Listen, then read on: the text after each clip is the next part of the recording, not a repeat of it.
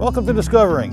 In addition to winter food supply and cover, predators play a role in the survival of our deer herd. Understanding these factors is vitally important to the proper management. I recently had the opportunity to tag along with a group from Mississippi State University and the DNR on a study known as the Predator-Prey Project. So a couple of things that we do in the winter are capture white-tailed deer. We're also looking at black bears. Stick around, that's all tonight, right here on Discovering. The secret streams that flow beneath the cliffs of colored stone. Forest thick and healthy with birch and pine and oak. Surrounded by the greatest lakes this world has ever known. The black bear's awesome presence as he roams the hills and fields. Call of the timber wolf, the loon's lonesome trill. The eagle soaring high above, the trout lies deep and still. These are what I treasure, the only way I measure feelings that I have for this fine land. There is so much to discover when you're a long-time lover of northern Michigan.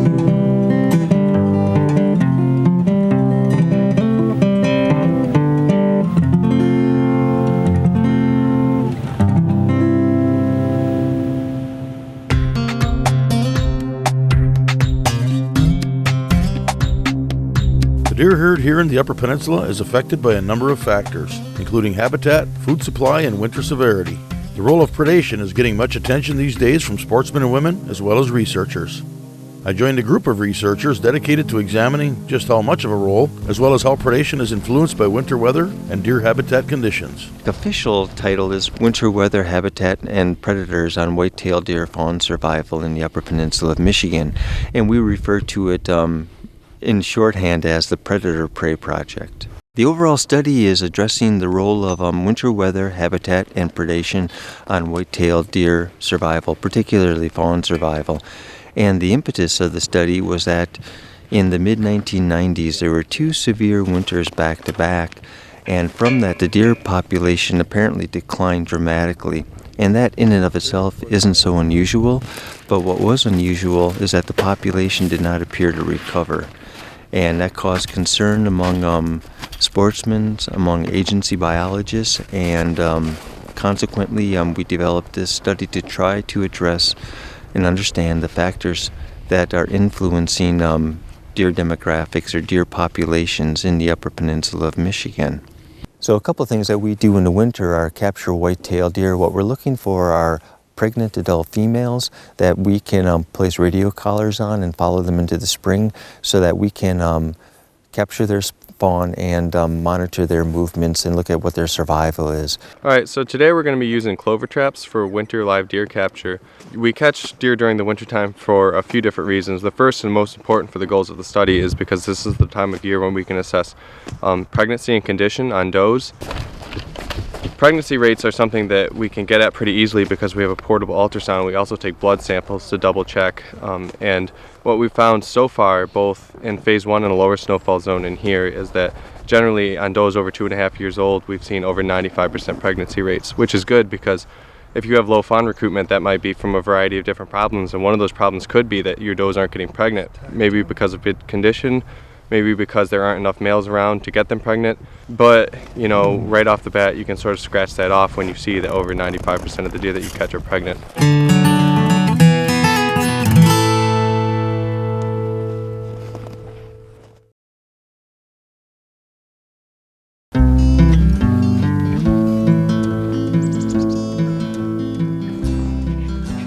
First trap of the day, we've got a doe. She's at least a yearling. So we're going to sedate her and check her for pregnancy, and if she's pregnant then we're going to fit her with a radio collar. So once we catch a deer that we think might be pregnant, it's a yearling or 2.5-year-old or older, then we immobilize them, and after that we're going to go through a whole procedure of measuring their condition through some different indices, everything from weight to blood samples to rump fat from the ultrasound data. If they are pregnant, we're going to put a radio collar on them and also a vaginal implant transmitter. And what that vaginal implant transmitter will do is allow us to find their fawns in the springtime.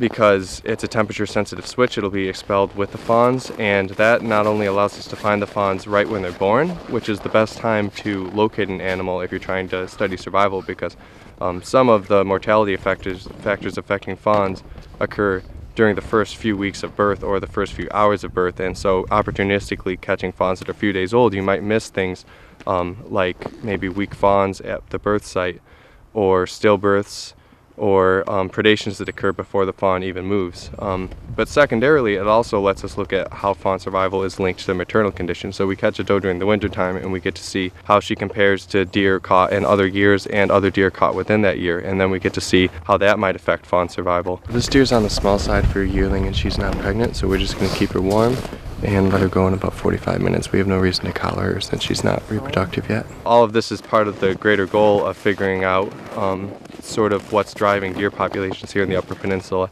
Not only what's happening to deer that are surviving, what's happening to deer that are dying, and what agents are causing mortality on deer that are dying, but also how reproduction is varying year to year, and that of course is all driven by does producing fawns that recruit to the next age class. And so it starts with the doe, and then we follow the fawn and see how that survival follows, and you try to see how many does are getting pregnant, how many fawns those does are having, how long those fawns are surviving, what's happening to does that die, what happens to fawns that die, and hopefully it'll help us figure out the easiest ways and most effective ways to manage the deer population in the future. So we're catching deer with a trap called a Clover trap. It's called that because the person who designed it, his last name was Clover. And we use a collapsible design, so it has a pin in the back right usually that we can pull, and it'll collapse the trap. And it's nice for transport, but actually the nicest thing about it is that it allows us to restrain the animal quickly. So the trap has mesh walls, which makes it nice for transport, but also it's good because it's padded for the animal. And the way that it works is we'll put some corn in the back of the trap, and we've got fishing lines strung across the sides and bottom of the trap here, and the fishing line's attached to a trigger on a deer trap, which has a rope attached to a lever on the door, and the door just has a heavy bottom which is going to fall by gravity. So when the animal works all the way to the back of the trap, eating the corn, and hits the fishing line, it sets off the rat trap and closes the door. We try to keep the traps close enough to the road that we can get work-up equipment in and out quickly, and so that we don't have the animal down very long, but far enough from the road that they won't be bothered by vehicles passing by. And so when we pull up to the trap site to begin with, we're trying to be as quiet as possible until we see an animal in the trap that's reacting. At that point, we're just trying to get there as quickly as possible and restrain it, because if there's any risk to the animal, it's going to occur while it's free to move about on its own. And of course we want to keep the amount of stress with the capture down to a minimum, and so that's why as soon as we get there, we restrain the animal, we put a towel over its head so they can't see much, and really taking away that visual cue of people around it is going to go a long ways towards calming it down. And the other side of things is keeping quiet. So we talk generally in a whisper throughout the entire capture process, and if you can keep things quiet and you can keep the animal from seeing people, that's probably just as important as the drug in terms of keeping the animal calm. If it's a doe that's at least a yearling, we'll immobilize her. If it's not, we'll ear tag them and let them go. Fawns at this time of year, there's so much that's already occurred on their survival to this point that it's no longer really an animal that we're focusing on for the study. And bucks, although of course they're important to sportsmen and they're an important part of the population ecology, since we see pregnancy rates that are so high, we haven't really had good reason to try to collar them and monitor their survival, because as far as fawn production goes, they don't seem to be part of the problem.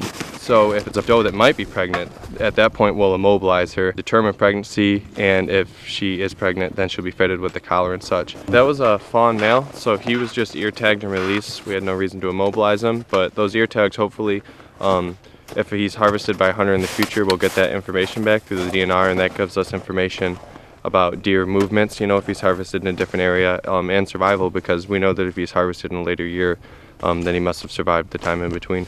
But generally, whether they're going to be ear tagged and released or immobilized, the goal in the end is the same, which is to try to get the information that you're trying to get out of the animal as quickly as possible and with as little stress to the animal as possible.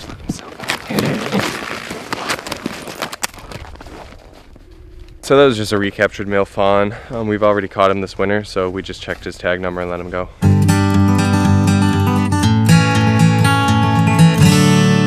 We're shooting for somewhere around 11 to meet for the bear den.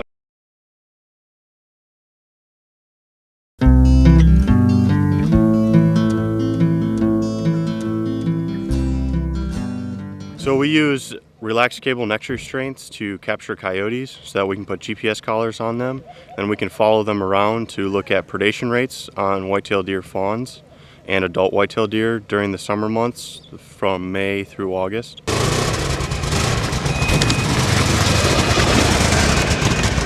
And those GPS collars take locations every 15 minutes. And with those locations, we can go and investigate predation sites, see what coyotes are eating, and then get a good idea of how many fawns coyotes are eating. So a cable neck restraint holds onto the coyote's neck, and it's a loose lock, so the lock can slide just like a choke chain on a dog collar. When the coyote releases pressure on the snare, the lock slides back and then the pressure is taken off the coyote's neck. It's different from a locking snare that actually continues to tighten around the coyote's neck until it asphyxiates. This way we're able to keep the coyote alive and safe. It doesn't injure itself, and then we can put a GPS collar on it. So today we're out closing the coyote snares just because of cold temperatures. We have to put these snares in open cattail marshes so there's no entanglement, so that coyotes don't hurt themselves when they're in the snares. So during cold temperatures, these open areas put the coyotes at great risk. So generally when it's 15 below or colder, we will close the snares. We're also looking at black bears. In the winter, we're going into the dens. We're either fitting collars to the bears or refitting the collars, and what we use that information for is when the bears emerge from the dens in the spring, we're monitoring their movements to look at what they're foraging on, which could potentially include white-tailed deer.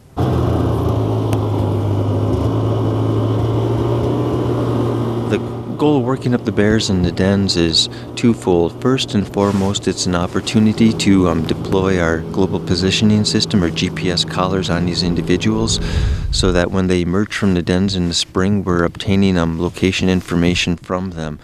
And the black bears, similarly to the wolves, the coyotes, and the bobcats, we use these GPS locations to understand where bears are spending short periods of time, what we refer to as clusters, where they have consecutive locations in the same location. And what that alerts us to is a potential of a predation site. And so what we do with those is we upload that information from the radio collars, bring it into our computer and our geographic information system, and plot the locations of these clusters of points where the bear, wolf, coyote, or bobcat has been. And then we go to those sites, most recently with detection dogs, and what we're looking for is any evidence of predation, particularly white-tailed deer predation, but also any species that may have been killed or possibly scavenged by these predators. That's kind of the point of the collar. And secondarily, for the bears, we're also looking at their reproduction.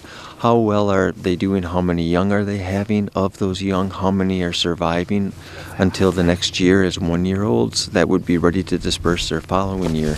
So it gives us an idea not only of what their recruitment is, but if we have enough of that information over time, it can give us an idea how populations may be doing. And similarly to the deer, where we're looking at the condition of winter, or the effects of winter weather, the effects of habitat, predation rates on their populations. Along those same lines, we, in particular for the bears, because of our ability to go into their dens, we can look at their recruitment, the effects of winter, the effects of green up with bears being predominantly vegetarians or herbivores. We can index how they may be doing relative to various environmental conditions.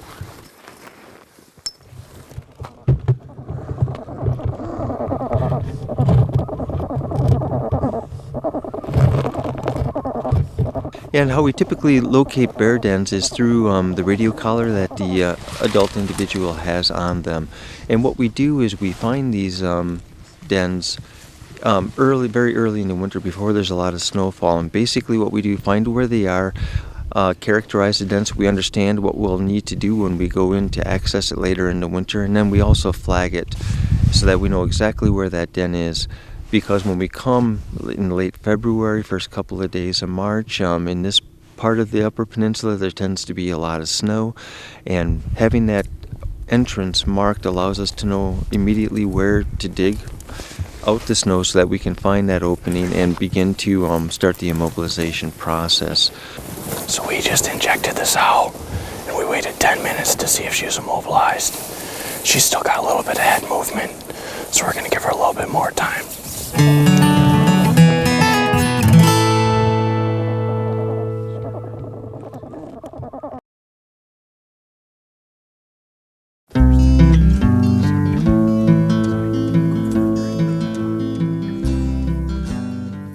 There's 3 phases of this overall project: the low snowfall, mid snowfall, and high snowfall. Currently we're in the last year of the mid snowfall zone study area, which is just north of Crystal Falls in the Michigan Reservoir.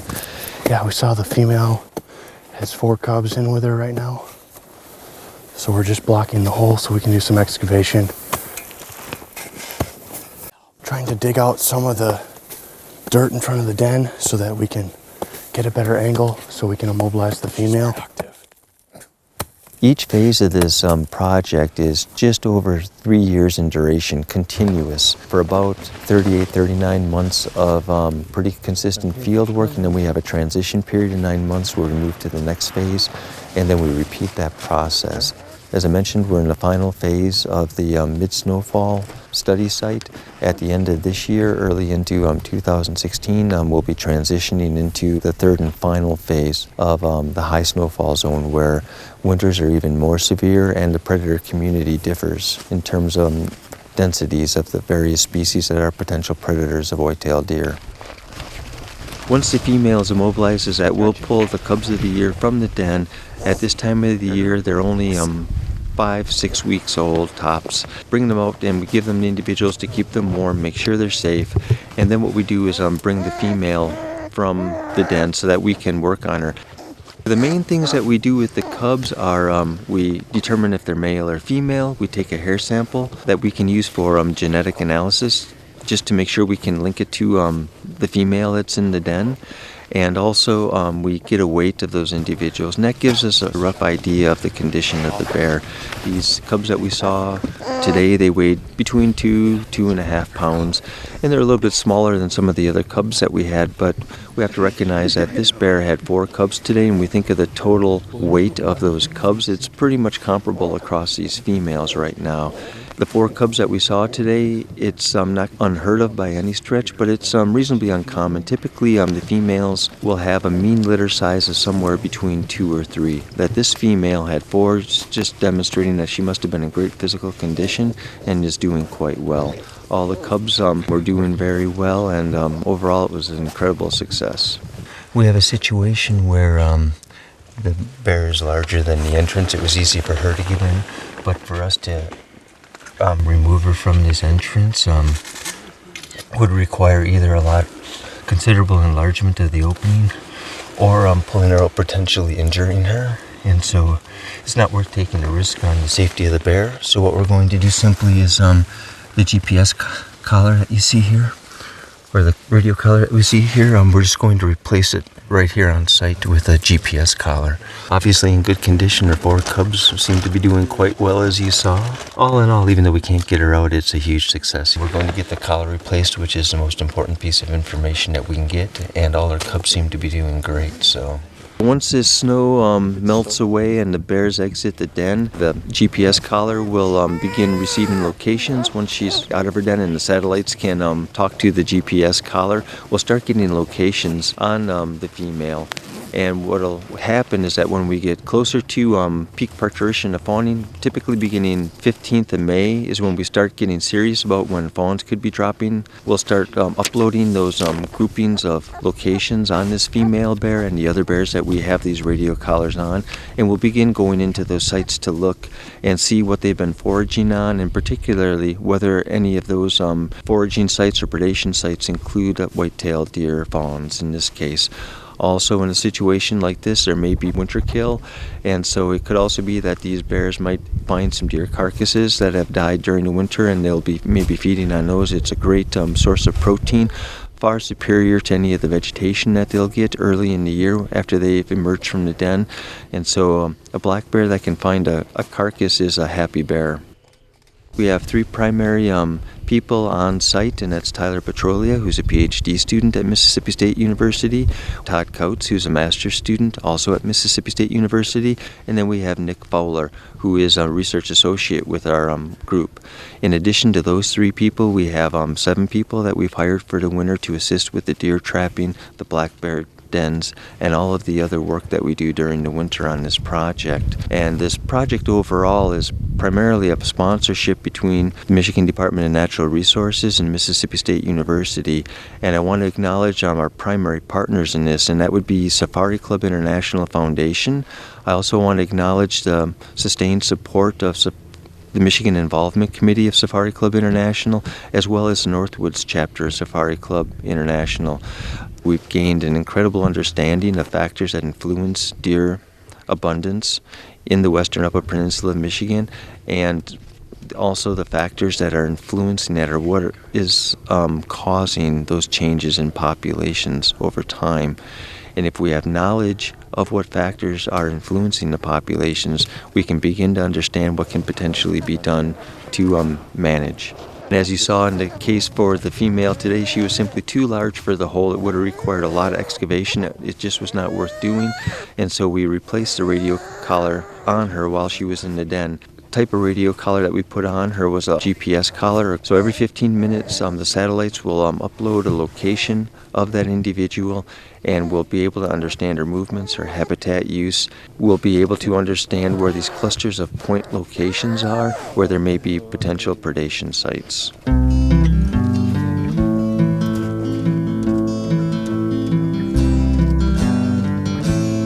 Don't forget, this weekend in Marquette, it's the 22nd annual UP Boat Sport and RV Show at the Superior Dome. Get all the details at upboatshow.com. On March 21st, join fishing guide Brian Claremont for a free seminar on spring walleye tactics at the Waterfront Sports Shop in Menominee. The seminar begins at 2 o'clock Central Time. Well, that's it for tonight. Thanks for watching, and we'll see you next week right here on Discovering.